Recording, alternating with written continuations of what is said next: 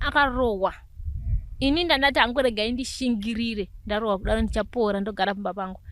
Akarohwa mwana akachidhumira kumadziro kachiti sei kutanga mwana chafenda mwana chandifira ndichirohwa ndakatarisa ndakasumuka ndikarabata mwana wangu vandasandudzirirwako siyandirange mwana wangu. Mwana anga ine 11 months achirohwa akatozvimba mwana wangu ndakabva ndabuda nomwana wangu vandatiza nemwana wangu ndipo ndakabva ndabva ikoko ndakarara musango nemwana iye ndakarara musango ndakatozobatsirwawo naamwe mai mune angagara aishungurudza vana vangu pese airova vana kuti zvekutamba. Mwana wangu airohwa zvoita kunotsemuka muromo achirohwa akachema vairohwa muromo nemampama achirohwa muromo svika muromo kana twatsemuka havazvitarisi kuti mwana aita sei vanongorova.